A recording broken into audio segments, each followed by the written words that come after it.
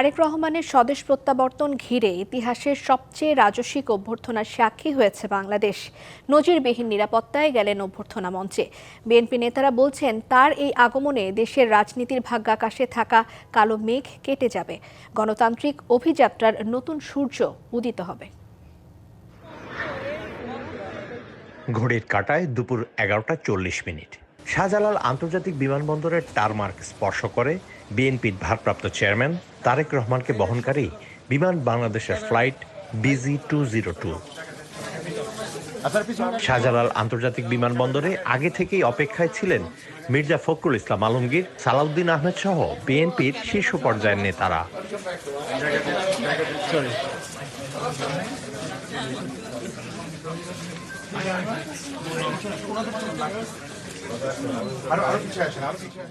অবশেষে প্রতীক্ষার অবসান ঘটিয়ে দৃপ্ত পায়ে স্বদেশের মাটিতে পা রাখেন তারেক রহমান।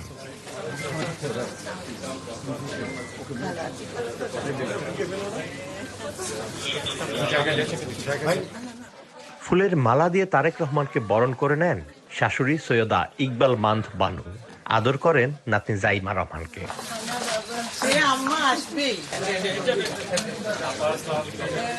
এর আগে বিএনপি নেতারা জানান, তারেক রহমানের প্রত্যাবর্তনে দেশের গণতান্ত্রিক অভিযাত্রায় নতুন সূর্য উদিত হবে। বাংলাদেশের এই মুহূর্তটি অবশ্যই অবিস্মরণীয়। ফ্যাসিবাদী শক্তি এবং তাদের দোসররা দেশে এবং বিদেশে সক্রিয়। তারা চেষ্টা করবে বাংলাদেশের গণতান্ত্রিক উত্তরণকে যেন কণ্ঠকাকীর্ণ করতে পারে। যারা এই সমস্ত গণতান্ত্রিক প্রক্রিয়ায় সন্ত্রাসী কায়দায় বাংলাদেশের গণতান্ত্রিক অগ্রযাত্রাকে বাধাগ্রস্ত করতে চাইবে, তাদেরকে আমরা সম্মিলিতভাবে সকলকে নিয়ে প্রতিহত করব ইনশাআল্লাহ।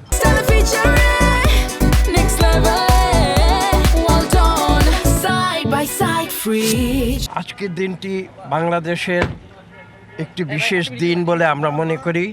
এই কারণে মনে করি যে বাংলাদেশে গণতন্ত্রকে যেভাবে হরণ করা হয়েছিল, সেই গণতন্ত্রকে আজকে আমরা নতুন করে ফিরিয়ে আনতে যাচ্ছি। সামনে 12ই ফেব্রুয়ারি নির্বাচন ঘোষিত হয়েছে। তিনি আজকে দেশে ফিরছেন, তিনি সক্রিয়ভাবে মানুষের মাঝে নেতৃত্ব দিবেন। সেই কারণে তার এই আশাটা রাজনৈতিক অঙ্গনে গুরুত্বপূর্ণ তো অবশ্যই। পরে বিমানবন্দরের আনুষ্ঠানিকতা শেষে কঠোর নিরাপত্তায় লাল সবুজ রঙের বাসে বেরিয়ে আসেন তারেক রহমান। হাত নেড়ে নেতাকর্মীদের স্লোগানে মুখরিত হয় চারপাশ।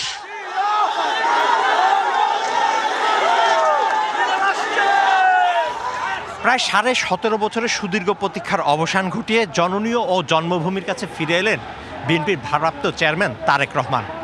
তার এই প্রত্যাবর্তন দেশের চলমান রাজনৈতিক দলগুলোর মধ্যে বিভেদ ঘটিয়ে ঐক্য রচনা করবে এবং তার দূরদর্শী নেতৃত্বের মধ্য দিয়ে বাংলাদেশের গণতন্ত্র তার অভীষ্ট লক্ষ্যে পৌঁছাবে, এমনটাই ছিল উপস্থিত সবার প্রত্যাশা। Mizan Ahmed, DBC news, Dhaka.